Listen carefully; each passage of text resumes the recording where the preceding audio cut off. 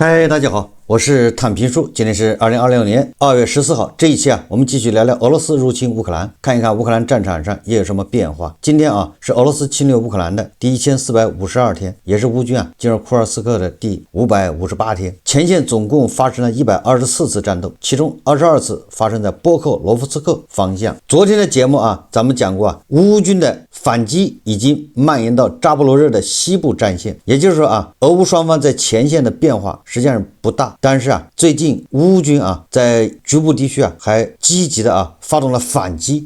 扎波羅熱這邊烏軍成功收復了多個據點，當前烏軍的反擊仍在繼續，主要戰鬥發生在普里莫爾斯凱和盧基亞尼夫斯凱。普利莫爾斯凱北部形成犬牙交錯的戰線，雙方陣地相互穿插，爭奪異常激烈。而盧基亞尼夫斯凱確認烏軍已經攻占北部地區，這個定居點現已被分割，雙方各占一半。烏軍控制着北部，俄軍控制着南部，目前還無法完全判斷烏軍的反擊意圖到底有多堅決，但從已發起的攻勢來看烏軍大概率正試圖切斷俄軍在盧基亞尼夫斯凱以東的突出部，至少要把俄軍逼退至斯捷普諾戈爾斯克一線。俄軍第聶伯羅集群也在全力的反擊，除了在上述兩個定居點附近狙擊烏軍外，俄軍也在帕夫利夫卡方向展開進攻，兵分兩路向北進攻新亞科夫列夫卡，向東進攻烏軍在開闊地形中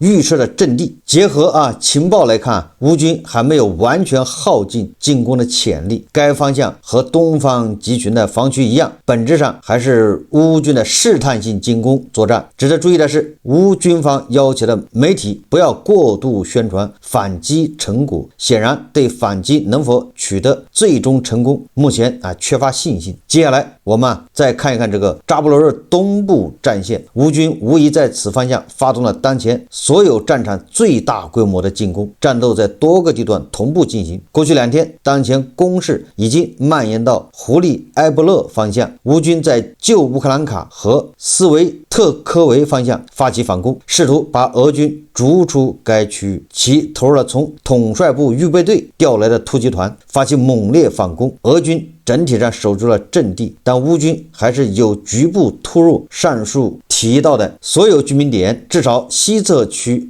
域都已經變成灰色地帶，也就是灰色地帶就雙方在交戰烏軍也掌控了很大一部分。在往北蓋丘爾河沿岸，也就是俄軍第36集團軍的防區，正在爆發激烈的對攻戰。烏軍已成功突入科西夫采維多布羅皮利亞和普里盧克等多個居民點，並推進至奧萊諾康斯坦丁尼夫卡郊區，正試圖把俄軍完全逼到蓋丘爾河對岸，徹底控制戰略要地吉爾努瓦捷附近區域。但儘管烏軍拼盡全力，卻始終未能將俄軍徹底的逐出上述地區，戰鬥呈現慘烈持久的拉鋸態勢。在多布羅皮利亞地區，突入該地的烏軍裝甲縱隊和搭載空降兵的與俄軍發生激戰。根據俄軍前線部隊的消息就算是烏軍宣稱已控制的居民點裡，依然有俄軍小分隊在堅守。目前雙方沒有取得決定性的戰果。在第聶伯羅南部，也就是俄軍第29集團軍防區，此前有消息稱烏軍通過反攻已拿下6個定居點，但目前為止沒有任何視頻和圖片證明烏軍實現穩固的佔領。這就是雙方在前線一個狀況，無論誰反攻都很難取得什麼決定性的成果，戰況非常慘烈。有媒體報道烏軍在波克羅夫斯克方向奪回了100平方公里的領土。簡單點說就是雙方很難突破對方的防線。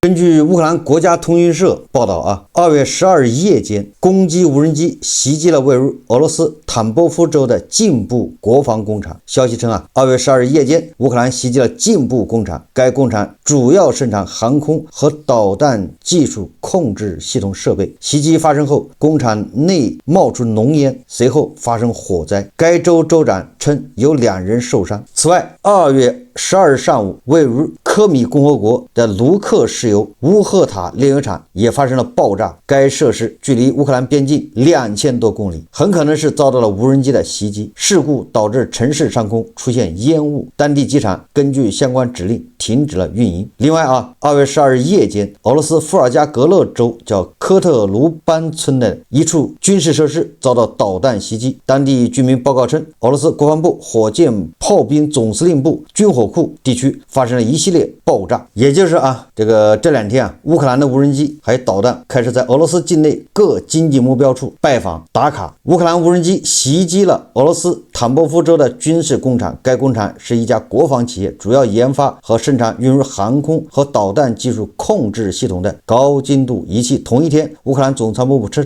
烏克蘭用國產的6枚火烈鳥巡航導彈襲擊了俄羅斯位於伏爾加格勒地區的導彈和炮兵指揮部，這是俄羅斯最大的軍火庫之一。同一天，烏克蘭軍隊襲擊了俄羅斯烏赫塔煉油廠，該煉油廠年加工原油420萬噸，生產汽油、柴油和其他石油產品。這個烏軍的火烈鳥導彈現在是大顯身手，大放光彩。6枚火烈鳥導彈襲擊了這個俄軍導彈和炮兵總局的倉庫。這個據媒體報道還有很多這個現場拍的視頻發生了殉爆。這個軍火庫是俄羅斯國防部重要的後勤補給站之一，它占地3.5平方公里，可能存儲着多達26.4萬噸彈藥。這一下一把化為烏有。這是雙方在戰場上一些情況，总體上沒有什麼太大变化，只不過是越來越慘烈。那我們再看看外交以及國際援助。首先這個美西方也就是北約在這個德國的慕尼黑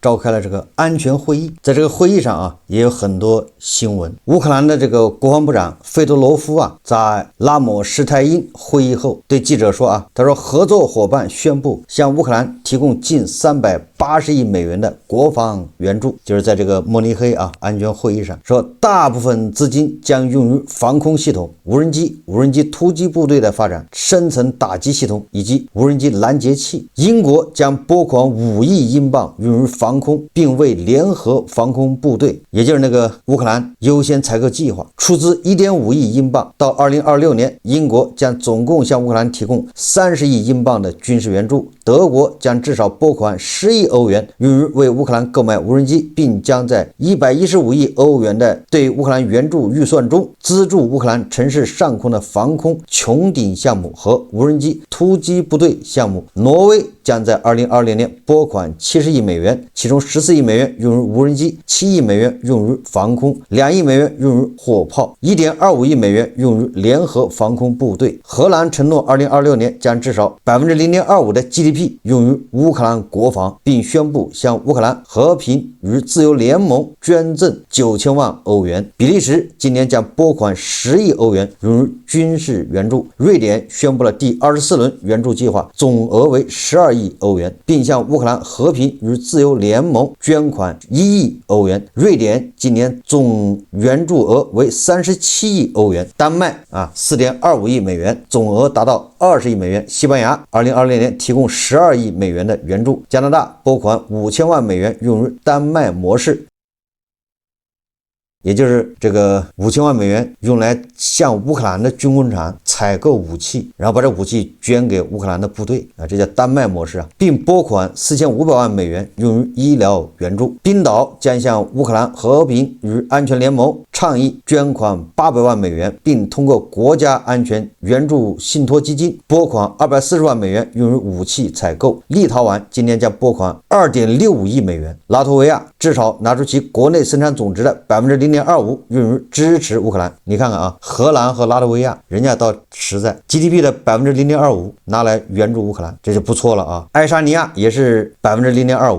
澳大利亞宣布將向這個烏克蘭優先計劃捐款。葡萄牙宣布向烏克蘭武器優先採購計劃和捷克倡議捐款，並通過安全援助計劃轉讓裝甲車和無人機。你看土耳其將通過捐款加強烏克蘭的防空能力。斯洛文尼亞宣布了一項價值500萬美元的援助計劃。这个傳統的烏克蘭的盟友，也就是歐盟這個國家援助，那咱就不說了。這裡面最有意思的是土耳其，土耳其捐款加強烏克蘭的防空能力，但是具體捐多少啊？怎麼加強沒說，但這個你至少能說明土耳其，別看這個埃爾多安啊，腳踩2隻船，油滑得很，老登，但是人家援助烏克蘭他也不含糊啊，大面上過得去啊。這個你看啊，這就是這麼的國家，每個國家的領了任務啊，也給烏克蘭捐款，這就是380億美元的武器，這個不包括歐盟啊給烏克蘭的這個900億的那個貸款。所以你看啊，烏克蘭在這個歐洲的援助之下，當然還有亞洲其他國家，可以說實力是大增啊。你看這個法國和挪威簽署一項價值5億歐元的協議，將為烏克蘭提供資金、生產和供應鐵錘制導炸彈。法國計劃今年向烏克蘭運送1000枚炸彈，這個不少了啊！我記得過去法國一個月只能給烏克蘭提供50枚還是40枚鐵錘制導炸彈，這一下啊，一年要提供1000枚，說明人家這個產能也提升了。當然1000枚還是不夠的，對吧？還是少。這個德國的國防部長鮑里斯·皮斯托雷烏斯說啊，如果其他國家共同增加30枚 PAC-3 攔截彈，也就是那個愛國者啊導彈，德國將向烏克蘭交付5枚用於其愛國者系統。這個德國在這個之外啊，他還要拿出5枚攔截彈，但是他說了啊，其他的國家一起要拿出30枚出來，我再加5枚。你看這烏克蘭的防空能力不就是大大的提高了嗎？這個還沒完啊，烏克蘭在德國開設的首家合資無人機生產工廠，目前已開始為烏克蘭軍隊製造作戰無人機。澤連斯基接收了首架聯合生產的攻擊無人機，視察了生產線，並觀看了其首次試飛。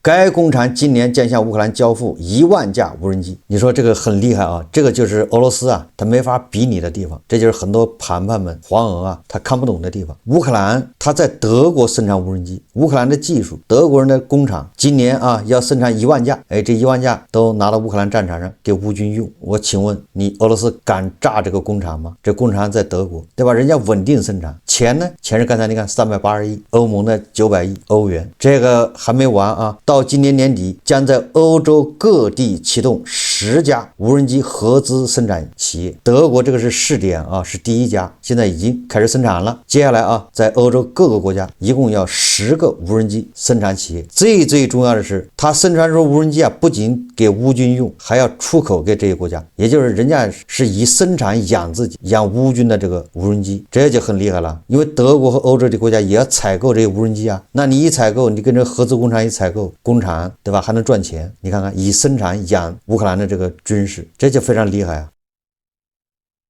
俄羅斯只能是對吧，乾瞪眼呢，你還不敢炸。這就是我說的啊，時間是站在烏克蘭這邊的，烏克蘭越打越強。你看啊，這個烏克蘭的公司啊，年產10萬架轟炸無人機，就是那個叫什麼吸血鬼啊，遠程轟炸無人機啊，載重達15公斤，航程45公里，最高時速80公里每小時，單價從2萬美元降至8500美元，並計劃年底實現部件完全本土化。然後這個網上還有那個視頻啊，我就不放了，這個是烏克蘭的國防快訊報道的，證實烏克蘭無人機產業快速擴張，以應對俄烏衝突中對空中打擊的需求。此規模生產反映烏克蘭國防自主化進程，有助於降低對進口依賴，並提升戰場效能。但供應鏈本地化仍面臨全球芯片短缺的挑戰。這裡面最大的意義就是它這個價格啊，從2萬美元已經被壓縮到8500美元。這個我在以前就說過了，對吧？雙方看誰能大量生產這種無人機，第二個成本還得低啊，這樣的話叫量大管飽，這個很了不起啊。8500美元那就相當於6萬人民幣，那還是有點貴，對吧？那還可以再壓縮。這個歐洲媒體說啊，是時候依靠自己了。烏克蘭外交部長在慕尼黑發表聲明，這個烏克蘭的外交部長西比加說啊，歐洲依賴外部力量時代已經結束，烏克蘭現在是歐洲大陸真正力量的源泉，我們已經進入了一個新時代。代，歐洲的安全外包時代已經結束，現在是時候增強內部實力。西比哈說道。這個我記得澤倫斯基在達沃斯論壇上不是發了一通火嗎？講的不就這事嗎？對吧？也就是歐洲啊要振作起來啊，歐洲人要自己保護自己了。你指着美國保護，現在顯然不現實了。這個西比加也是这樣說的啊，歐洲的安全外包不就是外包給美國嗎？時代已經結束，現在是時候增強內部實力。言下之意啊，现在歐洲軍事力量最強的就是烏軍，但不是說這個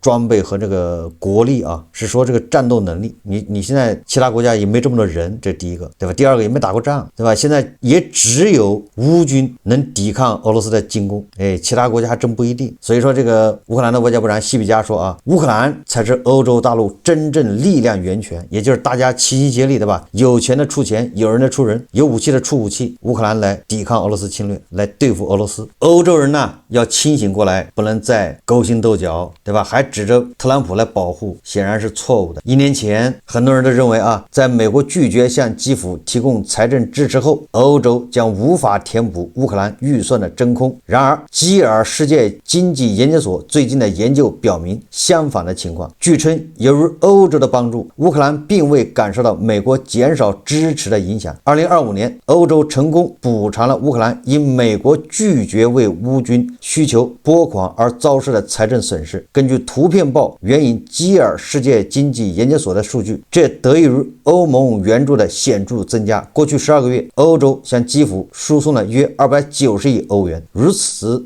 與前幾年，也就是2022年、2024年對烏投資總額在170億至180億歐元之間相比，這一數字增長了67%。人道主義領域也呈現類似趨勢。2025年，歐盟向烏克蘭劃撥了約350億歐元，最大的捐助國是德國，向烏克蘭提供了90億美元，佔該國 GDP 的0.25%。同時，柏林並不局限於直接注資，去年德國為烏克蘭優先計劃出資6億歐元，歐洲通過該計劃為烏軍購買美國武器。英國在對烏支出方面位居第二，撥款54億歐元，瑞典排名第三，37億歐元，挪威36億歐元，丹麥26億歐元，也是基輔主要的捐助國。這些數字顯示，北歐與南歐軍事援助規模存在明顯差距，前者約佔總額的 33%， 後者僅佔 8%。儘管如此，歐盟顯然無意放慢腳步。歐洲議會批准了2026到2027年向烏克蘭提供900億歐元貸款，這筆金額2/3將用於支持該國的國防能力。根據政治報報道，基輔將受到一系列條件約束，採購武器時應優先考慮歐盟的供應商，並遵守民主治理的規範。就在1年前，這個同樣還是這個基爾世界經濟研究所，他還說歐洲無法彌補美國拒絕進一步資助烏軍後基輔的損失。該機構稱，與春季相比，夏季和秋季援助規模急劇下降。分析師強調，如果當前趨勢持續，填補美國支持真空將是不可能的。結果你看現在這個同樣還是這個基爾世界經濟研究所，他就認為歐洲已經彌補上了美國的空缺。我們再看這個大西洋月刊報道說這個阿布扎比的談判陷入僵局。烏克蘭代表團告知澤倫斯基，克里姆林宮的立場沒有改變，繼續要求烏克蘭割讓領土。而美國特朗普的調解員對缺乏進展越來越感到沮喪。在接下來幾周裡，特朗普可能會退出談判，並將談判失敗的責任歸咎於基輔、莫斯科或者雙方。同時澤倫斯基接受這個大西洋月刊採訪的時候，他說我寧願不達成任何協議，也不願讓我的民眾接受一個糟糕的協議。澤倫斯基在接受大西洋月刊採訪時表示，什麼意思呢？就是說寧願沒有美國的安全保障，我也不可能以領土換和平，就這意思澤倫斯基終於對吧，再一次亮出底牌。你看他跟特朗普跟普京周旋呢，現在到了關鍵時候了，人家又亮出牌了。這個說的已經非常直接，就哪怕你對吧，你美國特朗普你不給我安全保障，或者以安全保障為威脅，我也不簽這個領土換和平的協議，你做夢去吧，就這意思並且澤倫斯基還說對特朗普來說最大的勝利就是結束俄羅斯和烏克蘭之間的戰爭，這對他的政治遺產來說至關重要。對特朗普最有利的情況是在中期選舉前達成協議，他確實希望減少傷亡，但說實話，這對他來說只是一場政治勝利。就是澤連斯基的意思，就是特朗普完全考慮是自己啊，他要為他的中期選舉叫獻禮功臣，對吧？錦上添花。但是啊，澤連斯基說了啊，這個只是對特朗普的一場政治勝利，言下之意就是你不能拿烏克蘭的權利、烏克蘭的權益啊、烏克蘭的主權你做交易啊，僅僅為了換得他的一場政治勝利啊。澤連斯基表示願意談判，但前提是條件公平。他強調應該達成持久的和平協議，而不是為了政治利益倉促達成協議。澤連斯基還表示啊，我不反對公投或選舉，但前提是這不會意味着接受不利的協議或割讓領土。俄羅斯人不希望我再次當選總統，這就是為什麼他們推動在戰爭期間舉行選舉的想法。這個澤連斯基終於啊說出了他的底線，這個也符合咱們最近的分析，對吧？那個英國的金融時報說澤連斯基要在2月24號宣布，要進行總統大選和公投，就是那個領土混和平啊。我說這個是烏克蘭人可能主動捅出去的，這就是特朗普和普京給澤連斯基施加的壓力，对吧？澤連斯基決定找個媒體給他捅出去，變被動為主動。那英國的金融時報把這個一捅出去，大家都知道了哦，原來你阿布扎比的會談，原來就是特朗普和普京倆逼澤連斯基下台，要選舉，要公投。澤連斯基說了啊，想公投必須先停火。這個澤連斯基啊一再表態，烏克蘭寧願繼續作戰，也不願接受不利的和平協議。不是說澤連斯基手上沒牌嗎？人澤連斯基手上是沒有牌的樣子嗎？這話說的明白不過了啊，就是你特朗普如果不願意幫忙，如果不願意，对吧？那烏克蘭和澤连斯基，歐洲希望特朗普，希望美國主持公道幫忙，但是如果你真的不幫，那就算了，人家已經做好準備了，只不過是不想把臉撕破，把話說的那麼透。我想啊，歐洲歐盟實际上已經做好準備了，就是他們已經做好了特朗普啊撒手不管。路透社報道啊，歐盟正就烏克蘭問題準備對俄羅斯提出要求。歐盟已準備了一份清單，作為可能達成和平協議的一部分，他們計劃向莫斯科提出這些要求。歐洲外交負責人卡拉斯表示，和平條款應當向俄羅斯提出。據他稱，歐盟認為對烏克蘭施加額外壓力是不可接受的。歐盟欲要求俄羅斯裁減軍隊作為烏克蘭問題解決方案的一部分。據他稱，關鍵點之一將是限制俄羅斯軍隊的規模。卡拉斯強調，和平條款應當向莫斯科提出，而不是向基輔提出。路透社報道的啊，所以我判断歐盟啊，人家早就做好準備了，也是不願意直接跟美國翻臉，对吧？你這美國和俄羅斯，你們兩個人逼烏克蘭以土地混和平，沒門。歐洲人家還提出自己的計劃，反過來要限制俄羅斯軍隊。彭博社報道啊，說克里姆林宮已向美國遞交了德米特里耶夫提出的擴大經濟合作計劃。文件列出了俄美在烏克蘭衝突解決後實現經濟利益的7個合作方向。第一個是簽訂長期合同，推動俄羅斯軍隊的現代化，美國公司有望參與其中。第二個，建立石油天然氣領域的合資企業，包括大陸架以及複雜礦床開採，並對美國公司虧損予以補償。第三個，為美國企業重返俄羅斯市場提供優惠條件。第四個，在核能以及人工智能領域開展合作。第五個，恢復美元結算機制，能源交易亦將涵蓋。第六個，聯合開發鋰、銅、鎳、鉑等戰略原料。第七個是將化石燃料作為低排放政策的替代方案加以推廣。這個澤連斯基在以前已經向媒體也披露過該計劃，稱俄羅斯和美國間或達成12萬億美元的交易。西方消息人士指出，倡議的落實取決於對外政策環境。咱就不管這些了，我只想知道這些黄俄談判們是怎麼看待這個事情。去年特朗普一上台之後就逼澤連斯基，對吧，簽那個礦場協議。哎呀，那個黃俄那個談判們那是哭天喊地的，那是你看看烏克蘭那句話怎麼說的，對吧？被美國掏空了，對吧？澤連斯基是美國利益代言人，賣國出賣這個烏克蘭利益，對吧？跟特朗普達成什麼礦場交易？你看看現在我俄爹主動的跟特朗普要達成12萬億的這種，你看看從礦場到石油到軍隊到天然氣這麼多一攬子合作，而且還必須保證美國人賺錢，美國公司的虧損俄羅斯還補償，那这更不是擅傳辱國嗎？這俄爹簽的這不是賣國條約嗎？同樣的東西澤連斯基簽那就是賣國啊，我俄爹簽那就是天經地義的。我不知道這個盤盤們呢，這黃俄怎麼看待這個事情？所以我說黃俄基本上都是畜生，沒有什麼正常人呢。讓黃俄始料未及的，給了黃俄一大逼兜的，不是我，也不是什麼其他人，對吧？是大國的外交部長。這個消息很有意思啊，這一大耳光扇的。烏克蘭外交部長西比哈他在社交媒體上發表評論他說我在慕尼黑與大國外交部長舉行了富有意義且富有成果的會晤，雙方重點圍繞在相互尊重領土完整基礎上，推動互利貿易合作與雙邊關係發展路徑進入了深入交流。最關鍵的一句話西比加說我對大國決定向烏克蘭提供額外一攬子人道主義能源援助表示感謝。你看看前一陣子我俄爹對這個烏克蘭的能源基礎設施一頓狂轟濫炸，然後美西方對吧，緊急給烏克蘭援助這個發電機儲能設備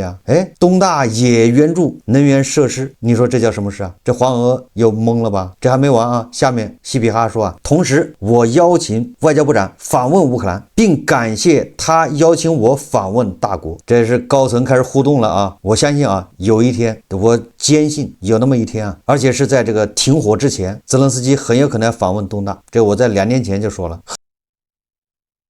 很多黃俄盤盘們他搞不清楚，對吧？外交是什麼意思？你看俄爹現在跟特朗普兩人眉來眼去的，又是合作，又是這個又是那個的。你加頭老師還有這盤盤們琢磨着俄爹在前面反美，對吧？俄爹為咱們撐起一片天，你這不是想多了嗎？這不是腦子有坑嗎？你看俄爹人家轉身抱住特朗普的大腿，那很絲滑呀，12萬億的合作鬧着玩的，12萬億美元呢。所以我說這個黃俄你表面上看是愛國，實際上他們是妥妥的賣國賊，他也不知道大國的老百姓利益在哪裡。這下好了，這個西比加說大國支持烏克蘭的主權和領土完整，並且仍然是烏克蘭最大的貿易夥伴。去年雙邊貿易額達到210億美元。基輔計劃擴大合作，並認為大國在實現公正和平方面可以發揮作用。我們坐等胡錫進老師，這個他夜觀天象他要看風向，他馬上恐怕就要開始痛斥俄爹了要不了多長時間，胡錫進老師開始批判俄爹。具體情況咱們進一步關注。我一直說大國和俄羅斯之間沒有什麼合作基礎，雙方不存在信任基礎這是地缘政治決定的，不背後捅他一刀就不錯了什麼說的漂亮話是吧？那些都是賺點錢就算了，無非就是賺點錢嘛。印度不也賺錢嗎？俄爹打心眼裡是瞧不起大國的，大國打心眼裡也不敢跟俄爹合作的，因為這俄爹脾氣不好，動不動要揍你對吧？動不動把你什麼河以北搞成緩衝區，這他也不是沒幹過，對不對？你是挨打沒夠還是怎麼着所以我們不用着急下結論，我們要繼續關注。好，這期節目我們就聊到這裡，感謝大家收看。如果喜歡我的節目，歡迎訂閱轉發，也可以在下方留言評論，謝謝大家。